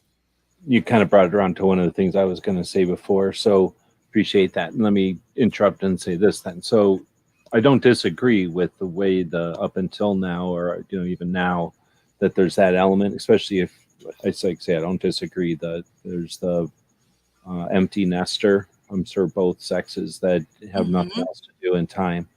But again, the DC, like you just said, the DC project, but also Armed Women of, it's the Armed Women of America. Right? No, it's the Armed Women of America now, and then the other organizations, and just in general, the Rhonda Mary, right? Like in general, the activists are more aware. There's more facets to the conversation. There's more people that are involved in different ways. So there's just so much to it that what they were sold with those empty nesters types, we're just going to characterize them all as the empty nesters now. So all those were sold. Gun owners are into violence. They hate other people. They're standing on their rights. And this old archaic, dusty, gotcha law. And then they're using that to stand their ground and murder people. And they're just the worst people ever. And then the same way that all we see is the weirdest extreme, at least I say we, most people I listen to, you go to one chat and everybody's complaining about some video. You go to the next chat, everybody's complaining about the same video. You go to the next conversation, everybody's talking about the same video. I'm sure if you went to the gun shop, everybody's talking about that video. It's the nature of viral, but nobody questions why we're all talking about this video and why we're all upset when things keep getting passed and why money keeps getting spent and why our representatives aren't doing. So anyway, because that was the old narrative, and the new narrative is the DC project, and fill in the blank, a million different people that represent the new gun owner. There's going to got to be less incentive. Plus, there got to be, and a lot of times, whoever that empty nester is, they're fighting themselves or the people across the street. Where before it was an unknown phantom extremist, and I think that's what that meant. It's your show. That with that point out there, is that an element, or am I being? No, it is an element. It is definitely an element. One of the things that I hear in a very, very pro gun control district is I'll hear the neighbors walking by and things like that, and they'll be talking about like, oh, we have to have this thing. I will do yard work with a shoulder holster. I will have a cardigan or something else, or like a hoodie on or something like that on, but I am armed with a Smith & Wesson M&P, and I'm doing yard work. The neighbors have seen me before the lockdowns pack up the car to do the booths for firearm safety. Halloween, I hand out suicide prevention information, not from Walk the Talk America, but from a Washington organization called Safer Homes, which is Forefront Suicide Prevention, which is a joint project with one of the gun control groups the woman got actually expelled out of her group for working with us on suicide prevention, and the Second Amendment Foundation. So because they didn't want to talk about it, or they thought they were working together. Because it was a joint project. Friends of friends, we don't like that kind of thing. Yes, yeah. So they did not. So the antis didn't like that this one particular woman was actually going to help find common ground to help reduce the firearm fatalities in Washington state are 70% suicide.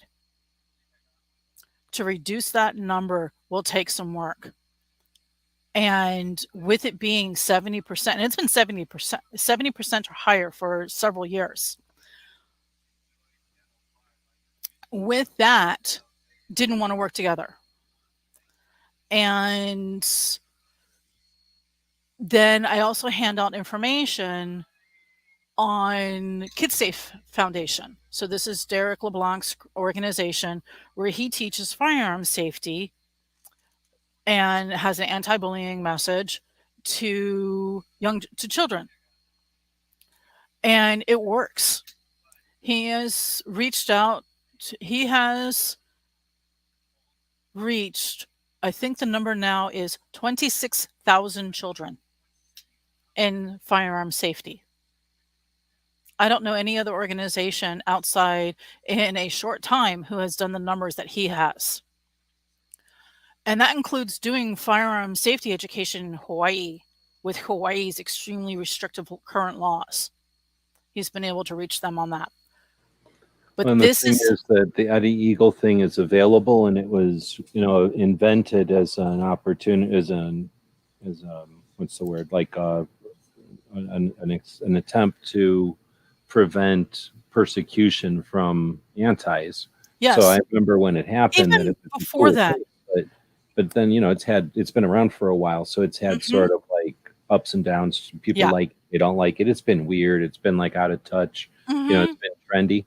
But the thing is, it's always been like a thing that's in the closet for an NRA sponsored event or whatever, or like a parade or something. But what Derek is doing is going out and intentionally trying to train kids or give kids awareness, and that's a little different. It's more of a fire safety versus we do fire safety at fairs, like having fire safety show up in a school and say, hey, it's Thursday and we're going to talk about fire safety, versus if you go to the fair and they feel like it, then you have a fire safety demo if you walk over to that corner and look at it.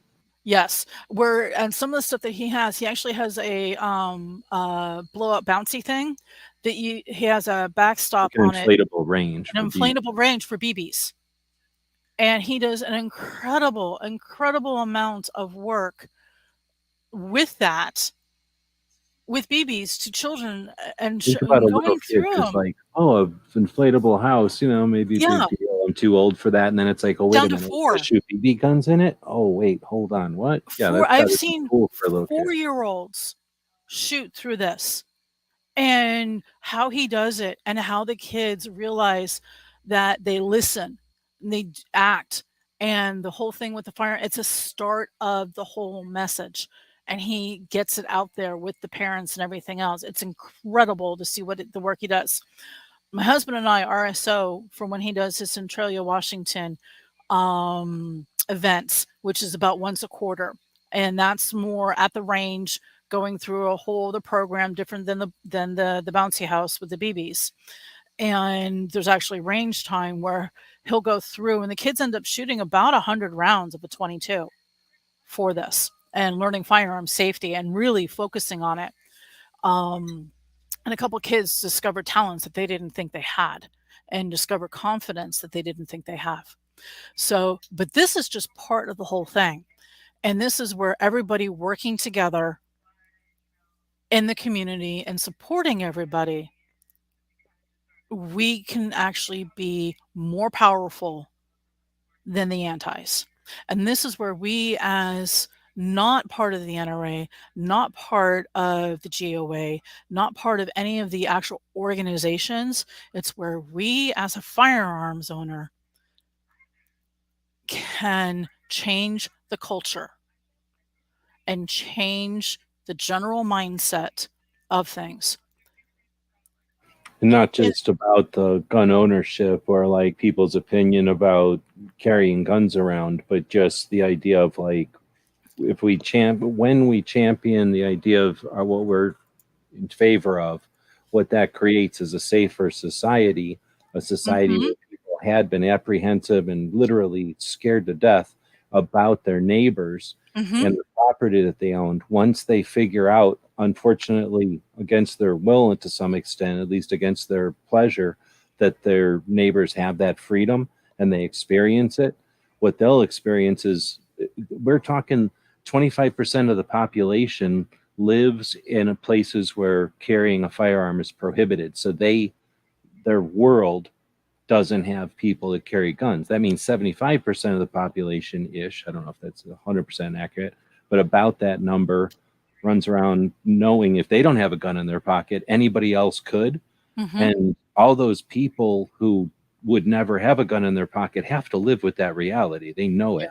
And it's just, I'm saying that hasn't happened for like 25% of the population. In a world where that 25% of the population chills out and figures out that that's not the end of the world, Mm-hmm. that's what we're talking about, right? Like that Yeah. accomplishment makes us as individuals stronger because liberty wins and individual, like we're not afraid of our neighbors as much anymore. So that's what we're Right. really championing. And that's why And this is the danger of the individuals who say, I'm a gun owner, but.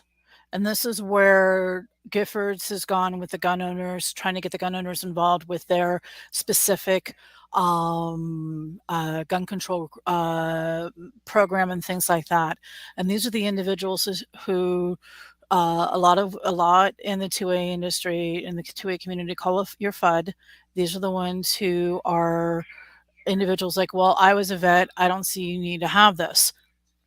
Most of the time, those individuals need to be pushed back politely outside of Twitter.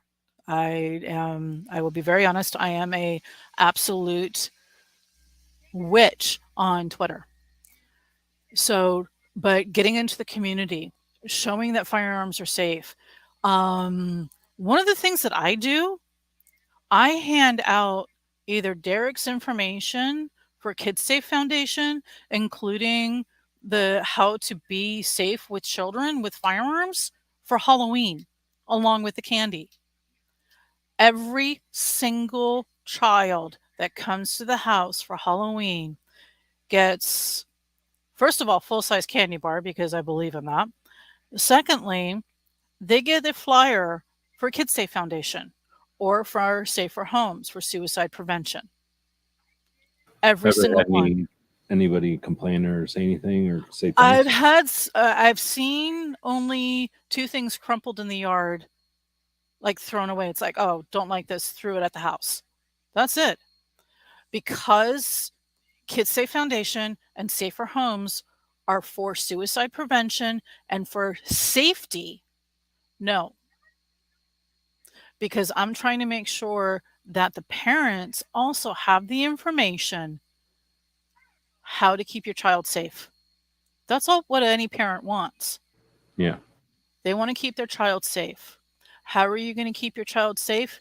You keep your child safe not by keeping something that is in the majority of the country. You're not going to ignore it. There are more guns in this country than there are people. Hands down. I think the latest numbers, there's over 600 million firearms in this country that they know of. And there's only 360 million people in the United States. Yeah. So this is where pushing the safety. Now, in the 1970s, and this is the whole thing, everybody knows of Cooper's 4 rules of firearm safety. When you take a look at the hard numbers of accidental firearm fatalities, they used to be in the tens of thousands. Now, they're less than 500 a year. That was the firearms community taking the initiative to be safe. And just, yeah, and literally that's what it was. I mean, that's one of my projects, and one of the things we'll be collaborating on going forward here is getting that stuff ready for prime time. But yeah, there's literally, you can chart. I think, I don't want to say because I'm looking at it through rose-colored glasses, perhaps because the sources I'm looking at it are pro rights.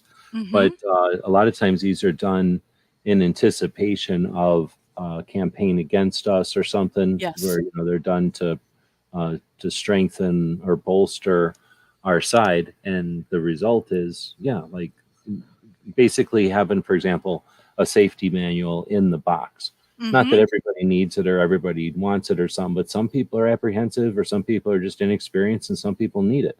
What also happens is that safety manual gets taken out and laid there, and some kid reads it who isn't ready for a gun yet, but they now read a safety manual because they got Mm-hmm. nothing else to do. And to them, that's like super cool to look at, right?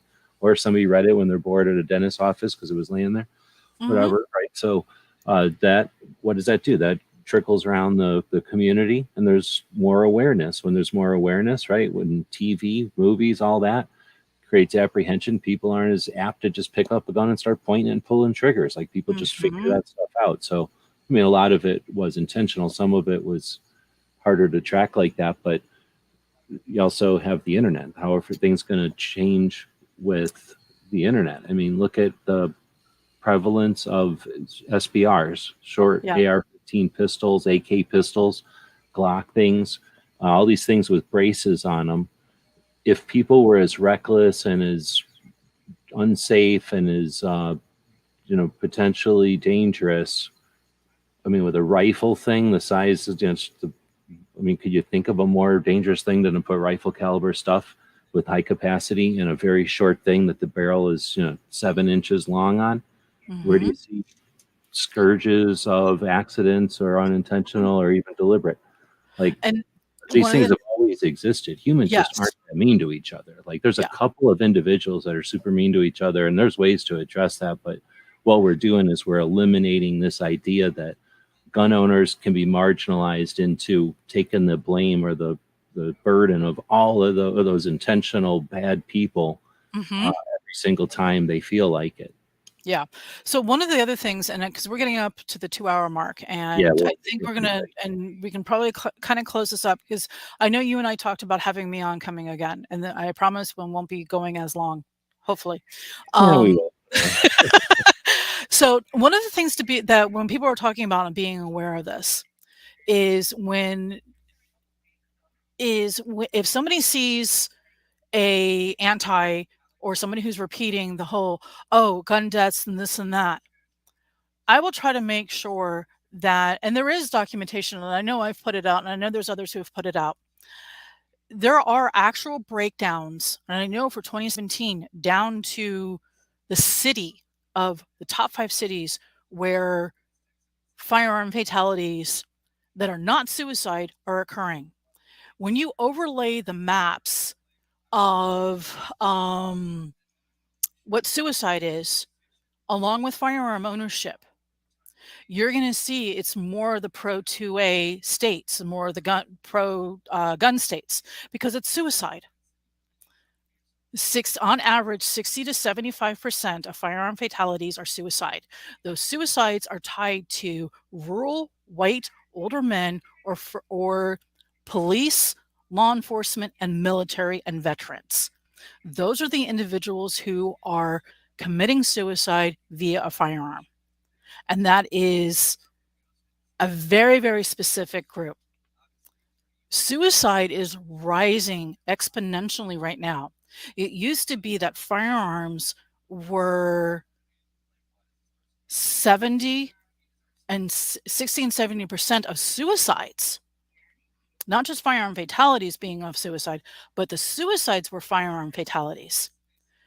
We are now at parity with non-firearm fatalities.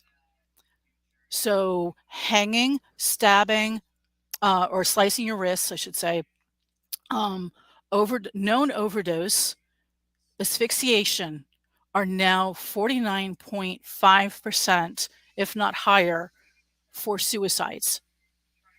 And the other ones are firearm fatalities. What they can't designate on this are your opioid and fentanyl overdoses. They can't tie those to suicide all the time. And sometimes it's not done because of insurance and religious reasons. If an the family doesn't want to talk about it, it's like their business or whatever. The family doesn't want to talk about it. And what a lot of people don't realize, and I believe this is also within Islam, but I know for a fact, if an individual is Catholic and Christian and Jewish, if they commit suicide, they cannot have a religious burial because it is considered to be a sin against God. And they are buried on unhallowed ground.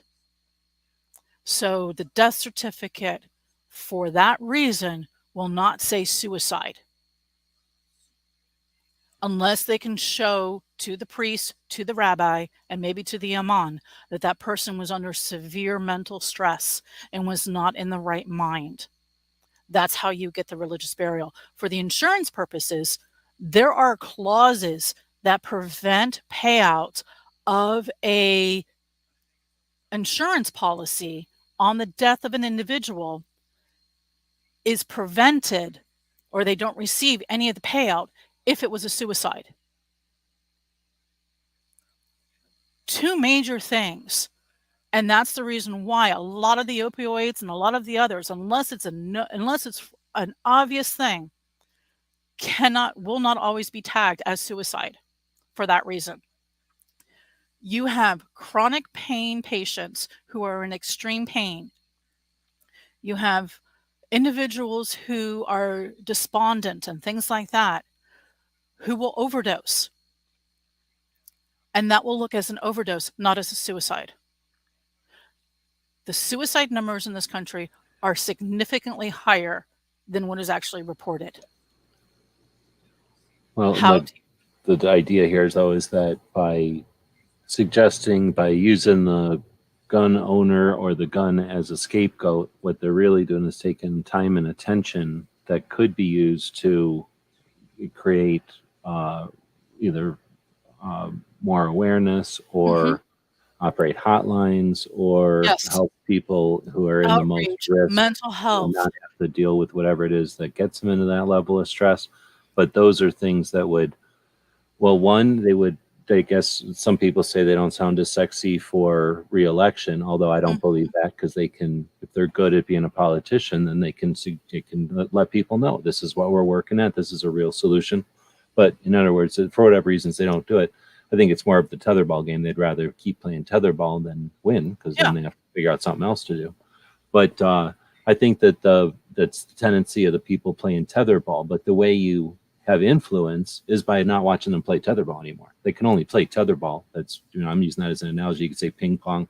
You could say whatever. There's the two-sided game that the two parties or the people on both sides of any issue want to play, because they're probably profiting off the people who have some skin in the game. So they don't have any skin in the game. They can profit off of everybody who does, because they can dangle over whatever. Well, we walk away from them. They have less and less ability to, they're going to have less and less reason to want to play with that particular song or, play with our particular issue. And that's where I think we're winning with, again, going back to the DC Project and just awareness in general and some of the stuff you've mentioned too.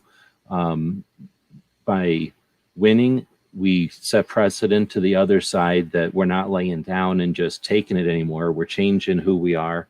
And, lots of stuff we get off in a topic. So, again, we're trying to end this at around 2 hours here. I asked a question to the audience who was watching live. We've had a lot of people joining us, but it is late. And for us on the East, or what are we, the West Coast. I kind of flop back and forth because I'm in Arizona and our time zone changes kind of with our. No, your time doesn't change. Well, I wish we didn't change. God, I missed that. Well, everybody says that, but the problem is that, correct, we don't move, but everybody else moves around us. Yeah. So effectively, we shift, our whole world shift by an hour every once in a while. Yeah. But in any case, I'm on your time now. It's only 11 o'clock for us, and you work overnight. Without getting into too much detail. So I appreciate you taking the time. But for those of you who are watching live, again, thanks for staying up late and participating in the chat out there. There was a poll. We got a bunch of people answering it. Just to have something completely off topic as a palate cleanser. I don't think I've ever asked or heard you talk about this before. What would you choose as your best pizza option? Would it be a Chicago style, a New York style, or a Detroit style, or some other thing entirely? I'm a New York girl. I make a New York pizza. I make my own pizza. I make my own dough. I make my own sauce. Get fresh mozzarella, and it's mozzarella and provolone. And uh, I'm the New York style, thin crust. I will take a St. Louis also because Oh, their what's crust is. St. Louis then? I guess Oh, St. Louis is beautiful. It's a little bit different. It's got the cheese is a very different type of a cheese. Very, very it's thin. starting out like a New York though, a thin, It's a big one very with thin, it's almost crust. like a cracker crust. But a St. Louis style pizza, oh, it's delicious. It's wonderful. But I'm a New York girl for types of pizza. I will take a good deep dish Chicago, and everyone's gonna hate half of everyone's gonna hate me. There is no pineapple on pizza. That's not a pizza. Yeah, Um, that's not half of people. That's just a weird minority of people that are vocal about it. But yeah, I hear you. I see and it. I don't I like sweet stuff in any of my food, but I definitely won't. I'm pretty much pure cheese. Because that's going to tell you if it's a good pie. That's going to tell you if the crust is good, the sauce is good, the cheese is good. If you start throwing the meats on it and you start throwing everything else on it, you obscure the quality of the ingredients. So, what Tara was talking about, hospice nurse OD, yes, that happens all the time. All the time. There is a lot of there are known serial killers who work in hospice and work in hospitals who murder patients. That happens here in the United States. They've had cases, they have caught individuals in the United Kingdom, in France, and in Germany that I'm aware of. And I would not be surprised if it's in other countries.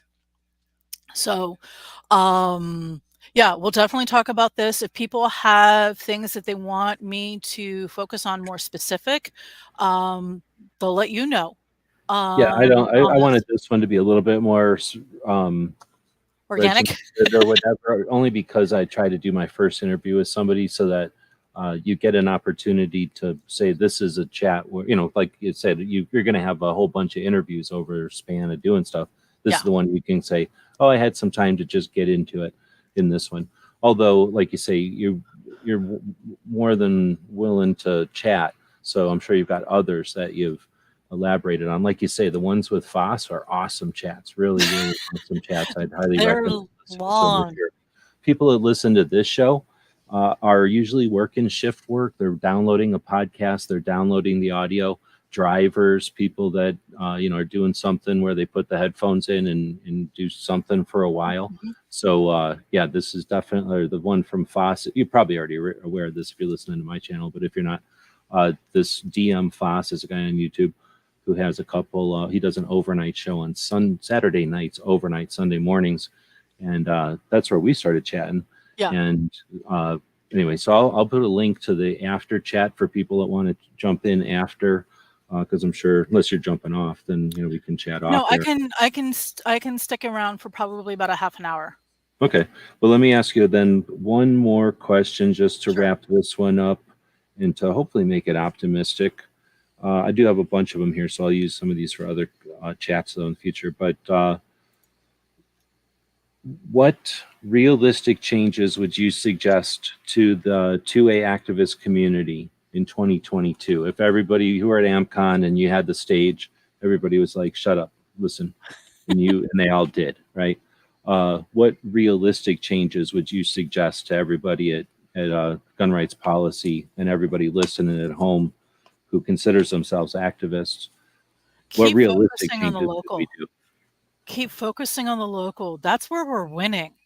Even though Washington has had some serious setbacks, we've also been fighting hard.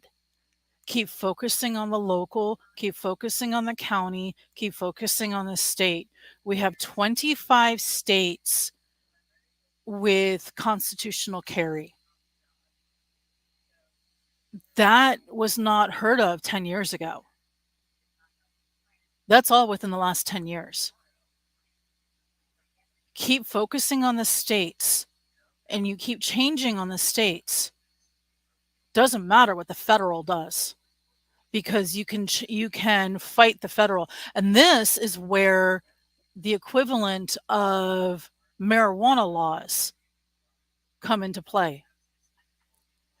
If the local, county, and state are not going to facilitate federal law enforcement on the enforcement of federal laws, federal gun control fails.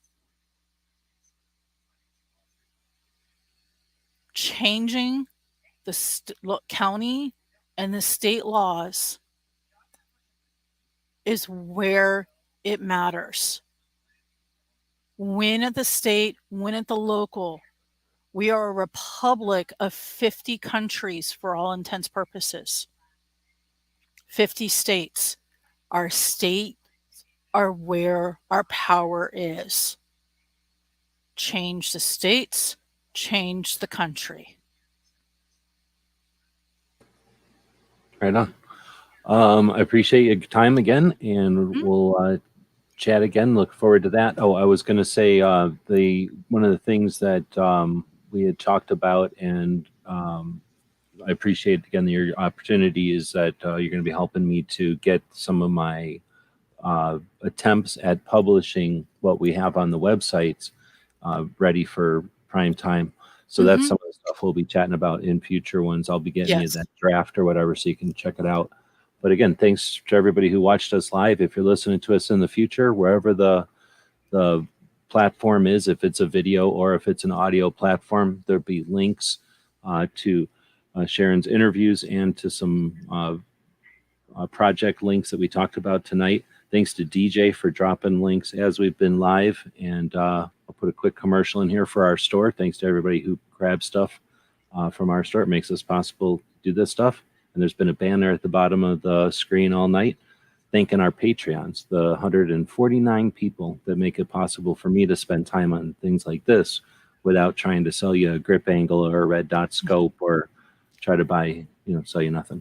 So thanks again for joining us live. We'll be back to pick you up later. GearWebsites.com is your source for firearms-based playing cards and books. We also have mugs, shirts, and posters with designs that we've made live. Of course, we have patches. Every Friday is Free Patch Friday. We appreciate your support. Thank you for shopping at GearWebsites.com.